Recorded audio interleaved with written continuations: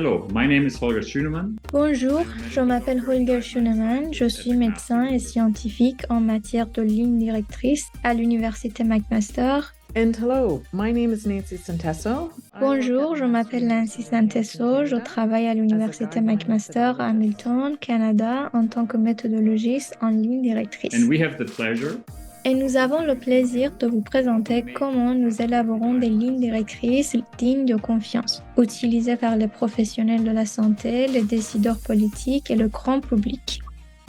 Lorsque nous prenons des décisions en tant que professionnels de la santé avec des patients ou avec le public, nous sommes généralement intéressés par la question de savoir si les avantages pour la santé d'une intervention l'emportent sur le préjudice. En réalité, cependant, de nombreux facteurs peuvent influencer une décision. Ces facteurs comprennent l'importance des résultats que nous essayons de prévenir. Par exemple, s'agit-il d'une crise cardiaque que nous essayons de prévenir ou de nausées? Le coût des interventions, la faisabilité des interventions,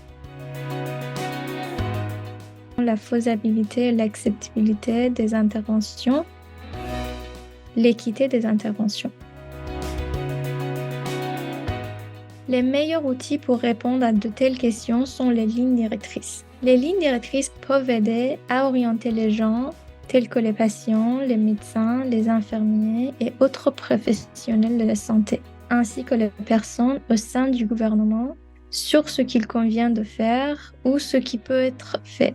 Les lignes directrices pourraient indiquer quel traitement donner, quel test effectuer, qui dépister et plus encore. Chaque ligne directrice comprend généralement une liste de déclarations ou de recommandations sur ce qu'il convient de faire. Mais que signifie-t-on par recommandation? Par définition, une recommandation est une déclaration actionnable. Elle décrit une action. Par exemple, une recommandation pourrait se lire ainsi.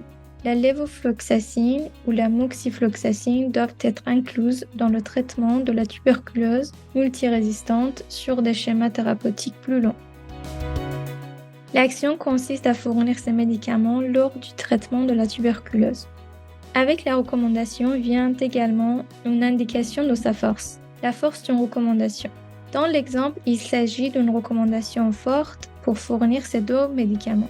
Mais il pourrait être possible d'avoir une recommandation plus faible lorsque nous ne sommes pas aussi certains de l'action à entreprendre. À noter, les recommandations en matière de santé ne concernent pas seulement les médicaments à prendre. Si vous vous souvenez de la période de la Covid, il y avait des recommandations concernant la distanciation sociale en public et l'utilisation de tests rapides à domicile. Donc les recommandations peuvent porter sur de nombreux sujets différents. Non seulement les lignes directrices incluent des recommandations, mais elles incluent également d'autres informations. Premièrement, pour chaque recommandation, un groupe de personnes devrait se demander sur quoi nous devons fournir des conseils et ils auront formulé une question. Quelque chose comme « Pour les personnes atteintes de tuberculose, devrions-nous donner un type de médicament ou un autre type de médicament ?» Ensuite, il y aura une description des données disponibles pour répondre à cette question.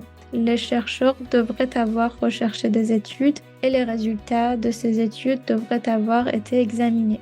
Dans l'exemple, il pourrait y avoir eu 10 études qui ont montré qu'un médicament fonctionne mieux, présente de nombreux avantages qu'un autre, et qu'il comporte moins d'effets nocifs. Il pourrait également y avoir eu des données sur le confort des patients à prendre le médicament, son coût et plus encore. Ensuite, dans la ligne directrice, nous devrions avoir des informations sur la manière dont le groupe de personnes qui a examiné les données a jugé les avantages et les risques et comment ils sont parvenus à la recommandation.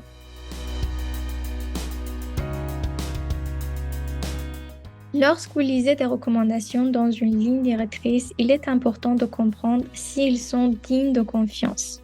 Il existe des critères pour une ligne directrice digne de confiance qui ont été développés par les scientifiques comme nous et des organisations comme l'Organisation mondiale de la santé, le Réseau international des lignes directrices et l'Académie des sciences aux États-Unis les ont approuvés. Pour être digne de confiance, les lignes directrices doivent être élaboré par un panel d'experts multidisciplinaires et des représentants de groupes clés touchés, un groupe diversifié. Être basé sur une revue systématique des meilleures données probantes disponibles. Prendre en compte les sous-groupes de patients importants. Intégrer les valeurs des personnes. Fournir une explication claire des relations logiques entre les options de soins alternatives et les résultats en matière de santé. Être basé sur un processus explicite et transparent qui minimise les distorsions, les biais et les conflits d'intérêts. Fournir des évaluations à la fois de la certitude des données probantes et de la force des recommandations. Être réexaminé et révisé si nécessaire lorsque de nouvelles données probantes importantes justifient des modifications des recommandations, mises à jour ou en continu.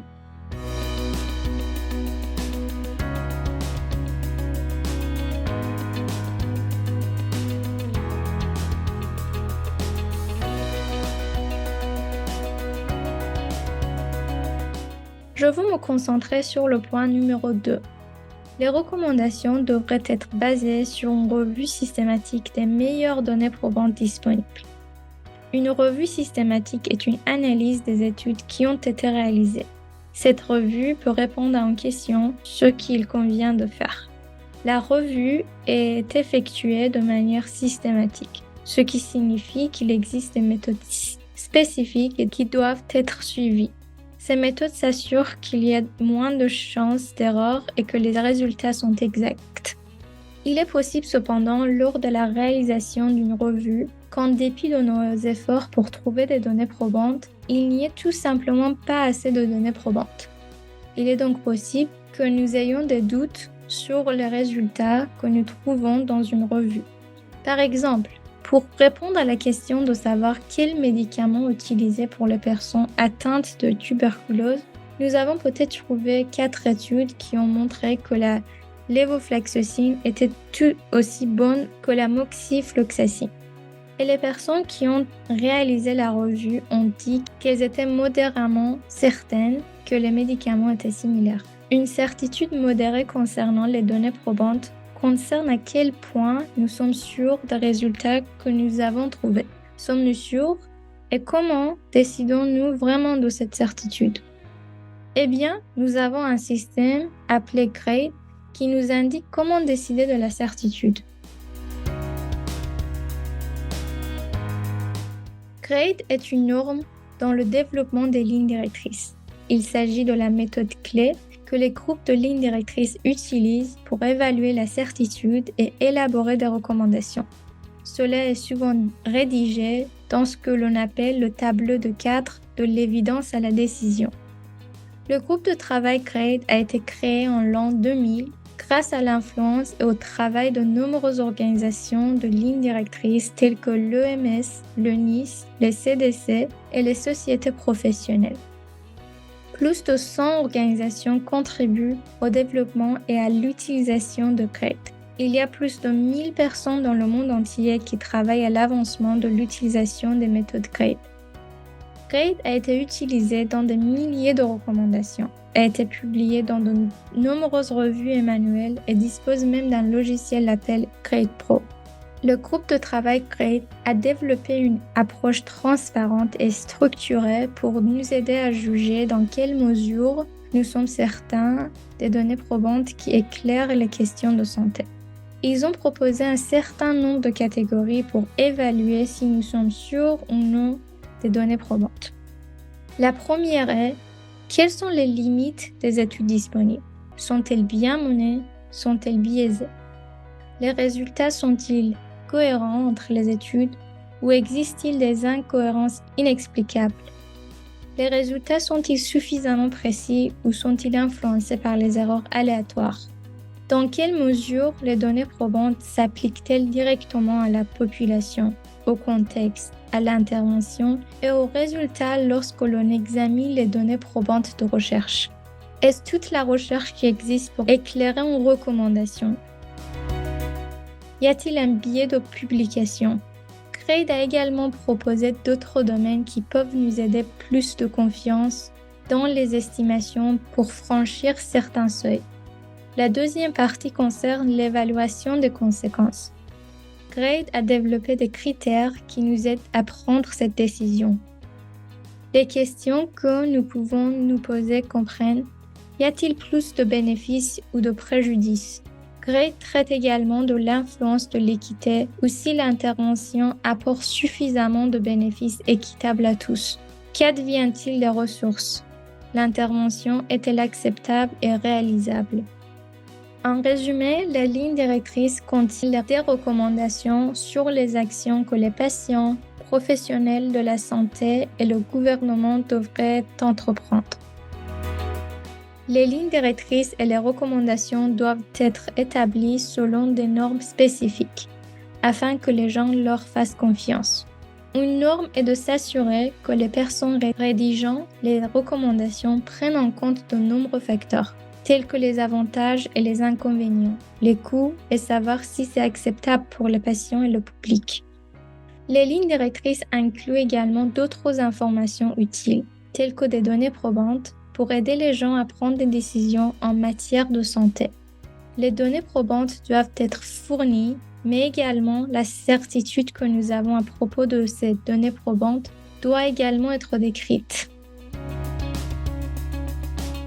Comment sont élaborées les lignes directrices? Cette image montre un diagramme du processus de production des lignes directrices que nous suivons et qui est suivi à l'échelle mondiale par de nombreux développeurs de lignes directrices. Il commence avec divers groupes, dont le groupe de développement des lignes directrices qui émet les recommandations. Les experts techniques impliqués dans leur élaboration, tels que les équipes de revue systématique, un comité de surveillance et des consommateurs et parties prenantes qui fournissent des informations importantes. Une partie importante de la production de lignes directrices dignes de confiance est qu'une organisation externe évalue s'il y a un conflit d'intérêts à plusieurs points de contrôle tout au long du processus de développement des lignes directrices. Une fois que nous avons constitué les groupes et recueilli les déclarations de conflit d'intérêts de chaque membre, les groupes travaillent ensemble pour élaborer les recommandations. En général, nous suivons 9 étapes lors de l'élaboration des recommandations. Établir des priorités, sélectionner les sujets des lignes directrices, générer des questions PICO, résumer les preuves, évaluer la qualité, la force et la certitude des données probantes, élaborer des recommandations et déterminer leurs forces, développer le livret des recommandations, rapporter et rechercher l'approbation. Les lignes directrices doivent également être diffusées, partagées, mises en œuvre, évaluées et mises à jour si nécessaire. Ce qui est vraiment important, c'est que toutes les étapes et les décisions prises lors de l'élaboration de la ligne directrice soient enregistrées et clairement décrites. En suivant ces processus explicites et transparents, nous nous assurons que les lignes directrices sont conformes aux meilleures normes internationales et qu'elles aident les personnes concernées.